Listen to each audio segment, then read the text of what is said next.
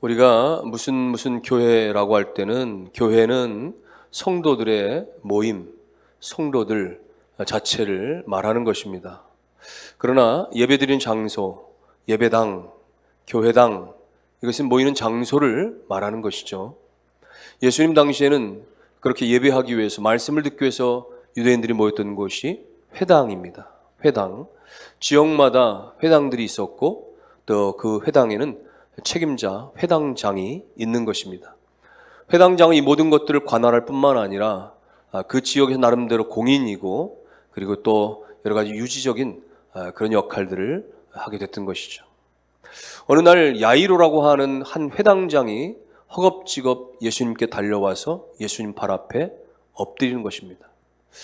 공인이자 여러 가지 부와 여러 가지 물질을 다 가지고 있는 지역의 유직격인 한 회당장이 예수님의 발치에 와서 엎드렸다.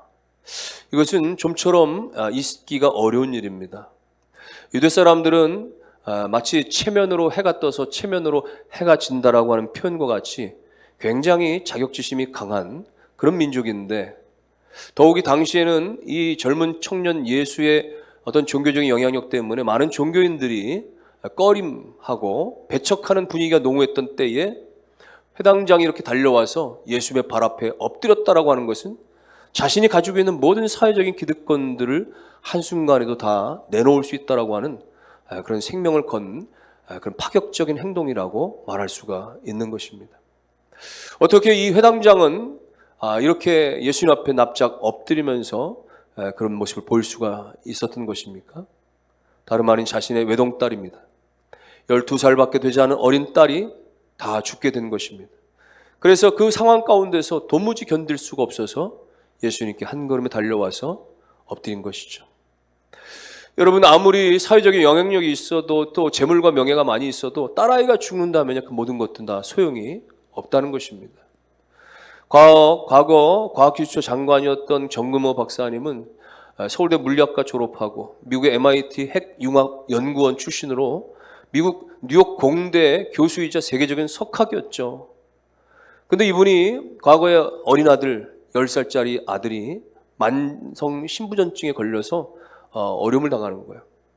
자신의 콩팥 하나를 떼어주기까지 너무나 사랑했는데 그 아버지 정모 박사 하는 말은 자식이 생명의 위기 앞에 있는데 내가 유명한 대학의 교수가 뭐고 명예와 물질이 뭐란 말입니까? 라고 고백을 했던 것입니다. 평생의 이성과 논리와 과학주의적인 사고만을 가지고 왔던 그런 삶이었지만은 그러나 자식의 생명의 위기 앞에서는 그 모든 것들이 다 송두리째 무너져 버리는 하나님 앞에 엎드리지 않을 수 없는 그런 존재가 됐다는 이야기입니다. 여러분 마가복음 7장에 보면은 수로보니게 여인이 나옵니다. 수로보니게 여인에게는 한 딸이 있었는데 어느 날 귀신 들려서 다 쓰러져 죽어가는 거예요. 예수님께 와서 좀 고쳐주세요 그랬더니 예수님께서 이방 여인인 줄 아시고 보통 유대인들이 대하듯이 일부러 시험하기 위해서 그런 말씀을 하세요. 주인의 자녀에게 주어질 떡을 개에게 줄 수가 있겠느냐. 당시 유대인들은 이방인들을 그렇게 취급을 했거든요. 아주 혹독하게 거절을 당한 거야. 안 된다. 그때 그 여인은 자존심을 다 내려놓고 다시 주님 앞에 엎드립니다. 그렇습니다 주님. 저희들은 개 취급받는 그런 이방 여인에 속합니다. 그러나 개도 주인의 상에서 떨어지는 부스러기를 먹지 않습니까? 그 작은 부스러기의 은혜라도 제겐 필요합니다. 도와주십시오. 여러분 회당장이나 지금 이 수로보니게 여인이나 다 마찬가지인 거예요. 지금 이 체면이라고 하는 것 여러분 절박하면요 체면이 어디 있습니까? 상황이 절박하고 지금 말할 수 없는 지경이면 자존심이 어디 있습니까? 모든 건 내려놓을 수밖에 없는 거예요. 오늘 그렇게 이 회당장이 주님 앞에 와가지고 엎드려서 앞에 보면 23절에 간곡히 구하여 이르렀다. 예수님께 간곡하게 부탁을 드리는 거예요. 목에 힘주고 말이죠. 당신 내가 누군지 알지? 나 회당장이야. 오늘 일정 다 접고 일단 날 따라와. 우리 집에 먼저 가자고. 이게 아니라 주님 앞에 지금 납작 엎드려가지고 말이죠. 제발 지금 내 상황이 이러니 우리 아이를 좀 고쳐달라 말이죠. 그렇게 이야기하는 것이죠. 자신의 모든 체면치레, 자신의 모든 신분과 권위의식 다 내려놓고 주님 앞에 엎드린 것입니다. 여러분 이렇게 보면은 고통이라고 하는 것은 불행의 서막이라고 하기보다는 고통이라고 하는 것을 통해서 오히려 우리가 하나님께 나아가는, 하나님을 만나는 놀라운 축복이 되어지는 것입니다. 만약에 야이로가 자신의 이 여식에 이 어떤 그런 그 질병의 문제가 없었다고 한다면 과연 자신이 그렇게 가지고 있는 모든 것들을 가지고서 주님 앞에 나왔겠습니까? 그렇지 못했겠죠. 여전히 자신의 힘을 의지하고 자신의 건강과 물질과 권력과 명예만 의지하며 교만에 차 있지 않겠습니까? 그렇기 때문에 때로 우리 가운데 어떠한 고통이나 어려움이 오는 것은 만왕의 왕이 되시는 하나님 앞에 우리가 겸손히 나아갈 수 있는 기회가 되어진다면 오히려 그 고난은, 오히려 그 역경 우리 가운데 축복이 되어지는 것입니다. 그러므로 믿으십시오. 우리에게 주어진 여러 가지 고통이나 어려움은 그런 불행의 서막이 아니라 오히려 주님을 만나는, 주님께서 가까이 가는 강력한 축복의 통로가 되는 것임을 믿으시길 주의 이름으로 축원합니다. 예수님께서 이렇게 회당장의 간곡한 말을 듣고 그래 같이 가자 라고 나서는데 예기치 않은 일이 나타난 것이죠. 그 지난주에 살펴본 본문의 말씀입니다. 회당장의 집으로 가는 길에 한 여인이 들이닥친 거예요. 12회를 혈루증으로 앓았던 여인이 예수님 만나고 말이죠. 예수님 옷자루 붙잡고 메어 달린 것이죠. 그 바람에 예수님이 지체하게 됐습니다. 이 여인과 말씀을 나누고 병 고치고 그것을 인정하고 하는 과정 중에 시간이 지체되고 말았어요. 그러니 지금 이 회당장의 마음은 너무 지금 1분 1초가 아까운 가운데 말이죠. 너무 화가 나는 거죠. 아니 지금 주님이 지금 바로 가주시면 좋겠는데 이렇게 자꾸만 지체하고 머무니까 말이죠. 아마 마음속에는 아마 그런 마음 들었을 거예요. 예수님, 저 여인은 12년 동안 알았잖아요. 앞으로도 기회가 있을 수 있잖아요. 그러나 내 딸은 지금 죽어가고 있다고요. 아마 그런 비명이 목구멍까지 올라왔을 거예요. 여러분, 하나님께서는 뜻대로 우리가 이게 제일 급하다고 말하지만 내가 급하다고 말하는 그 우선순위보다도 하나님이 더 중요하게 여기는 것들을 앞세울 때가 있는 것입니다. 하나님은 우리 가운데 더 큰 믿음을 주시기 위해서, 더 큰 은혜를 주시기 위해서 그렇게 지체하시고 또 그렇게 보류하실 때가 있는 것입니다. 오늘 그러니까 길 가다가 이 12회를 혈루증으로 앓는 여인을 만나서 주님께서 시간을 지체하시고 그렇게 버리신 것은 그 여인을 고치시기 위함도 있지만은 또 하나 이 회당장 야이로로 하여금 믿으라는 것입니다. 믿으라는 것이야. 이 여인이 12회를 고통 가운데 있었으나 그러나 고침 받는 것을 네가 목격하면서 잠시 뒤에 있을 너의 말할 수 없는 그 황당함과 그 죽음의 고통 앞에서도 믿음을 잃어버리지 말고 그 기초를 가질 것을 주님께서 말씀해 주시는 것입니다. 근데 웬일입니까? 이렇게 시간을 지체하면서 그야말로 듣기 힘든 비보가 회당장의 집에서 날라왔습니다. 당신의 딸이 죽었습니다. 이 지체하는 동안에 그 종들이 달려와 당신의 딸이 이미 죽었습니다. 더 이상 선생님을 괴롭게 할 필요가 없겠습니다. 라고 말하는 거예요. 여러분, 죽었다라고 하는 것은, 죽음이라고 하는 건 다 끝나는 거잖아요. 더 이상 인간의 상식이 통하지 않는, 더 이상 이 인간의 어떤 계산이, 어떤 뾰족한 방법이 더 이상 없는 마지막 끝나버리는 것이 그것 아니겠습니까? 딸이 죽었다라고 하는 이 소식 앞에 주변의 사람들은 정적이 흐르기 시작하고 누군가는 비통해하기 시작하고 무엇보다도 이 딸아이의 아버지는 온 마음이 무너지는 듯한 맥이 풀리면서 어떻게 그럴 수가, 조금만 더 기다려주지, 이제 곧 주님께서 가실 터인데 어떻게 그렇게 갈 수가 있느냐 말이죠. 온 마음이 산산이 무너지고 말이죠. 부서지는 그에게 주님께서 그렇게 말씀하시는 거예요. 두려워 말라, 믿기만 하라. 두려워 말라, 믿기만 하라, 이렇게 말씀하세요. 이건 무슨 말입니까? 지금 상황은 안 된다고 말하지만, 상황은 지금 죽었다고 말하지만, 그래 끝까지 나를 믿으라. 처음부터 나를 의존하고 여기까지 달려왔으니 지금 상황이 더 열악해졌다고 해서 믿음이 흔들리지 말고, 상황이 더 안 좋아졌다고 해서 사람들이 끝났다고 해서 흔들리지 말고 두려워 말라, 믿기만 하라. 이렇게 주님 말씀하시는 것입니다. 사랑하는 성도 여러분, 참 믿음은 무엇입니까? 참 믿음은 계속해서 믿는 걸 말하는 거예요. 진정한 믿음은 계속해서 믿는 걸 말하는 거예요. 믿다 보면 낙심할 요소가 나옵니다. 믿다 보면 의심할 만한 요소가 나옵니다. 믿다 보면 말이죠, 기도하다가도 말이죠, 응답이 안 되고 말이죠, 마음이 답답해지고 말이죠, 자꾸만 말이죠, 우리가 신앙의 밖으로 겉돌 때가 있습니다. 그런데 우리가 잠깐 믿다가 잠깐 의지하다가 마는 것이 아니라 계속해서 주님의 확연한 확실한 응답이 내게 들려지지 않는다고 할지라도, 뭔가 상황이 지금 달라지지 않는다고 할지라도 내가 믿는 그리스도를 향해서 계속해서 의지하고 변함없이 나아가는 것, 이것이 참된 믿음 여러분 안에 다 있기를 주님의 이름으로 축원합니다. 예수님께서 몇몇 제자를 데리고 야이로의 집에 갔더니 이미 초상집 분위기가, 사람들이 울고불고 환호하고 난리가 났습니다. 근데 예수님께서 너희가 어찌하여 떠들며 우느냐, 아이가 죽은 것이 아니라 자고 있느니라, 이렇게 말씀하세요. 사람들 비웃습니다. 무슨 잔다고요? 우리가 죽은 거 다 봤는데 다 끝났어요? 예수님께서는 믿음 없는 그들을 다 집 밖으로 내보내셨습니다. 지금 생명을 살리시는 일 가운데, 풍성함을 주시는 가운데 그렇게 비웃는 소리, 그렇게 부정적인 소리는 함께 있을 수가 없는 것입니다. 이 기적의 현장에는 비웃음이나 이 부정적인 이런 견해나 말들이 있어서는 안 되는 것입니다. 여러분, 그렇습니다. 믿음이 없는 부정적인 말만 하는 사람 10사람, 100사람보다도 믿음의 단 한마디를 하는, 믿으면 됩니다, 우리가 믿으면 됩니다라고 하는 그 믿음의 단 한마디를 하는 한 사람이 위대하고 중요한 것이에요. 가데스바네에서 12명의 정탐꾼이 가나안 땅을 40일 동안 다 정탐하고 왔을 때 10명은 안 됩니다. 가나안 땅은 그야말로 구축장신이고, 가나안 땅은 그야말로 기골이 장대하고, 우리 그들에 비하면은 다 정말 메뚜기 같아요. 불가능해요. 백성들 그 이야기 듣고 다 그냥 막 죽을 똥살똥 막 밤새 울고 난리 납니다. 그러나 그 가나안 땅에 그 기골이 장대한 백성들 너머에 계시는 하나님을 바라보는, 하나님의 놀라운 은혜를 바라보는 여호수아 갈렙은 할 수 있습니다. 하나님이 우리와 함께 하시면 저들은 우리의 밥에 불과합니다. 이깁니다. 할 수 있습니다. 비전을 바라보고 하나님을 바라봤던 그들은 유일하게 온 백성들 가운데 가나안 땅에 들어갈 수 있는 놀라운 은혜를 덧입을 수가 있었던 것입니다. 사랑하는 성도 여러분들이요, 상황이 열악해 보여도, 어려움이 가중되어도 여러분 포기하지 마시고, 낙심하지 마시고, 꺾이지 마시고 믿음을 구사할 수 있기를 주의 이름으로 축원합니다. 때때로 우리의 믿음 가운데 내가 여러 가지 친구들 때문에, 동료들 때문에, 안 믿는 여러 가지 부모 형제들 때문에 막힘이 있거나, 또 여러 가지 어떤 내가 믿음을 가지고 살아도 여전히 불투명한 내일 때문에 자꾸만 절망이 찾아온다고 할지라도 끝까지 소망을 잃지 마시고 여전히 믿음으로 걸어가는 우리 모두가 되기를 주의 이름으로 축원합니다.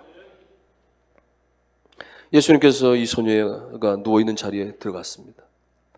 그리고 그 소녀의 손을 잡으면서 소녀에게 말하는 것이죠. 소녀야 일어나라. 달리다금 소녀야 일어나라. 이 아이가 죽었으니까 못 알아들을까 봐 달리다금 아자 일어나 이랬습니까? 아마 그러지 않았을 것 같아요. 마침 아침에 어린 예쁜 딸을 깨우듯이 딸아이야, 사랑하는 딸아 일어나라. 일어나렴. 우리가 우리 자녀들을 그렇게 하면 안 일어나죠. 이불을 그냥 걷어치고 발로 걷어차야만, 야 이거사 지금 해가 서산에 지금 질판이다 말이죠. 이래야 겨우 일어날까 말까 하는데. 근데 여러분 군대에서 보면요 안 그래요. 군대에서 보통 보초를 선다고 하고 경계 근무를 나간다고 할 때는 야간에 초속까지 올라가거든요. 가서 한 2시간 동안 뭐 겨울에도 말이죠 총 들고 서야 되는데, 미리 불침번이 깨워지면 30분 전에 일어나가지고 다 복장 다 갖추고 그리고 이제 올라가는 건데요. 근데 가끔씩 못된 고참 불침번이 와가지고는 김일병 일어나 그리고 그냥 가버려요. 그러면 못 들었잖아요. 못 들어가지고 막 나중에 한 10분 남겨놓고 야 안 일어나게 그때 깨고 막 그때 정신없이 한 막 허겁지겁 준비하면 일찍 사관한테 가서 깨지는 거예요. 늦게 내려왔다고. 그러면 이제 그런 소리 들으면 다음날 소집하는 거죠. 너 안 일어나가지고 말이죠 우리 부대 욕 먹었단 말이죠 뭐 하면서 이제 얼차려 같은 거 하거든요. 이런 게 한 번 당해 놓으면 말이죠 그 다음에는 완전히 고참의 말이 아무리 쫄병 때 힘들고 피곤하고 막 그냥 정신없이 드렁거리고 자다가도 야 김일병 일어나 그러면 눈이 번쩍 뜨는 거야. 너무 긴장이 되니까 말이죠. 여러분 하물며 고참병의 목소리도 그렇게 잠에서 번쩍 일어났는데 창조주가 되시고 만왕의 왕이 되신 예수 그리스도께서 말씀하실 때, 비록 죽었다 할지라도 사망 권세를 이기신 예수 그리스도께서 말씀하실 때 소녀야 일어나라. 너로 하여금 인생의 끝을 몰고 오게 한 이 인생의 절망 가운데 소녀야 일어나라. 내 아버지로 말미암아 심장이 다 물처럼 무너지게 만든 그 절망의 끝에서 소녀야 일어나라. 달리다금 주님 말씀하실 때 죽었던 소녀가 살아나고 새 생명을 얻게 된 줄로 믿습니다. 이건 완전한 치유였어요. 완전한 회복이었습니다. 여러분 겨우 죽었다가 살아났으면 여기가 어디예요? 정신없어요? 정신이 들었다 놨다 그럴 텐데 42절에 보니까 소녀가 곧 일어나서 걸었다. 그러니까 죽었던 자가 일어나가지고 그냥 정상적인 걸어다니는 존재가 되어버린 거예요. 여러분 죽음 같은 큰 질병에서 겨우 회복되면 물 한 모금 마시기도 어려울 텐데 말이죠. 43절에 보니까 소녀에게 먹을 것을 주었다는 것입니다. 여러분 예수님의 우리의 회복을 향한 우리의 고침을 향한 하나님의 말씀은 완전하신 것입니다. 대충 회복시키시는 게 아니에요. 어설프게 고치시는 게 아닙니다. 완전히 상처난 모든 아픔의 자리가 흔적도 없이 아물게 만드시는 우리의 모든 망가진 것들이 무너진 것들이 완전히 그 기능들이 온전하게 해주시는 하나님의 놀라운 능력은 창조의 능력이신 것입니다. 그 주님이 저와 여러분 가운데 오시면 망가진 우리의 모든 삶이 다 살아나고 회복되게 될 줄로 믿습니다. 오늘 우리 가운데 올 때 우리의 침체됐던 신앙들, 우리의 잠자는 신앙들이 달리다고 일어나라 말씀하실 때 깨어나고 회복되고 부흥의 역사가 일어날 줄로 믿습니다. 우리의 무너졌던 건강이나 잠자던 우리의 모든 육신들이 하나님의 음성 앞에서 다 세포들이 깨어나고 다 조직들이 일어나고 다 하나님께서 온전하게 하시는 귀한 역사가 일어날 줄로 믿습니다. 주님께서 우리 가운데 오셔서 말씀하실 때 낙심과 절망과 부정 가운데 빠져있는 우리 자녀들이 다시금 새로운 길로 나가고 온전한 길로 나가고 다시금 그야말로 성공의 길로 나가는 그런 은혜가 일어나게 될 줄로 믿습니다. 그 주님이 오셔서 우리 가운데 회복을 주시고 다시금 일어나게 하시는, 다시금 믿음의 길 가게 하시는, 다시금 사명의 길 가게 하시는 놀라운 은혜가 다 있기를 주의 이름으로 축원합니다. 지선아 사랑해라고 하는 책자를 쓴 작가 이지선 씨에 관한 이야기를 우리가 너무나 잘 압니다. 그녀는 이화여대 다닐 때 교통사고를 당해서, 불의의 사고를 당해서 전신의 55%, 온몸의 55%의 3도 중화상을 입었죠. 20번이 넘는 큰 수술을 하면서 온몸이 많이 지창게 됐어요. 전혀 알아볼 수가 없는 그 꽃다운 나이에 그야말로 한순간의 사고로 말미암아서 그 고통의 그 수술들을 수년간 겪고 나서 말이죠. 완전히 자신의 외모가 달라지고 거울을 들여다볼 수 없는, 그 당시만 해도 바깥에 나가는 것을 두려워하고 사람들을 만나는 것을 기피하고 그럴 수밖에 없었던 절망이었는데 기도하면서 하나님 앞에서 은혜를 덧입고 내가 받은 이 상처가, 내가 받은 이 아픔들이 누군가에게는 또 다른 용기를 줄 수 있다라고 하는 확신을 갖게 되어져서 드디어 대중 앞에 서게 되는 것입니다. 사람들 앞에 그 흉측한 얼굴이지만 그럼에도 불구하고 하나님이 자신에게 어떠한 위로와 어떠한 이 소망을 주셨는지를 간증하고 이야기하고 또 열심히 공부해서 사회복지학 박사학위를 받고 교수로까지 일하고 있는 것입니다. 여러분 무엇입니까? 하나님이 역사하시니까, 하나님 말씀하시니까, 하나님이 은혜 주시니까 삶이 바뀌어져서 인생의 절망을 딛고 일어나서 소녀야 일어나라 달리라고 그 역사가 그 자매에게도 임하고 세상 가운데 빛이 되는 소망을 주는 그런 역할을 할 수 있게 된 것 아니겠습니까? 사랑하는 성도 여러분들이요, 오늘 우리가 어떠한 절망과 어떠한 낙심 가운데 있다고 할지라도 주님의 음성에 귀를 기울이시기를 주의 이름으로 축원합니다. 혹여 우리의 상황들이 이 야이로와 같이 뭔가를 해보려고 하는데도 불구하고 안 된다라고 하는, 끝났다라고 하는, 다 죽었다라고 하는 사망 선고를 듣는 것은 우리 가운데 없습니까? 내가 가지고 있는 직장이나 사업장이 이제는 다 끝났다라고 하는 사망 선고는 없습니까? 우리의 재산이 그야말로 반토막 날 수도 있다라고 하는 그런 사망 선고 같은 이야기들은 없습니까? 오늘 우리 자녀들의 앞길 가운데 그야말로 여러 가지 가망이 없다라고 하는 그런 말들 없습니까? 내가 가지고 있는 이 질병이 더 이상 고쳐지지 않을 것이라고 하는 그런 절망의 선언은 없습니까? 오늘 우리가 죄 짓다가 그야말로 지옥에 떨어지고 만다라고 하는 그런 식의 그런 말들은 없습니까? 여러분들이요, 이 세상에 주는 세상적인 사망 선고의 소리에 사로잡히지 마시고 귀를 기울이지 마시고 귀를 닫고 내게 말씀하시는 창조주, 나를 구원하신 창조주, 내 생명을 아시고 내 인생을 다 아시는 예수 그리스도의 음성 앞에 귀를 기울이시기를 간절히 바랍니다. 주님의 음성을 들으십시오. 주님의 음성을 들으십시오. 사랑하는 아들아, 두려워 말라. 사랑을 따라 내가 너와 함께 하노라. 달리다움에 회복에 다시 일어나며 기적을 내가 너와 함께 하노라. 주의 음성을 듣는 역사가 있기를 주의 이름으로 축원합니다. 오늘 야이로와 같이 그야말로 하나님 앞에 납작 엎드려서 하나님, 저는 아무것도 아닙니다. 제가 가지고 있는 건 다 부족합니다. 허물뿐입니다. 내가 자랑했던 모든 것들을 다 내려놓고 주님 앞에 겸손히 엎드리시고 위기는 올 수 있지만, 어려움은 올 수 있지만, 그러나 포기하지 말고 인내하면서 믿음의 길을 계속해서 걸어가심으로 말미암아 마침내 그 끝에 주님께서 달리다금의 역사, 침체된 영혼이 살아나게 하시는, 닫혔던 문들이 열려지게 하시는, 이 그야말로 죽었던 소망들이 다시금 살아나게 하시는 그 달리다금의 회복의 축복의 역사들이 여러분의 삶의 가정에 자녀들 가운데 다 나타나는 은혜가 있기를 주님의 이름으로 축원합니다.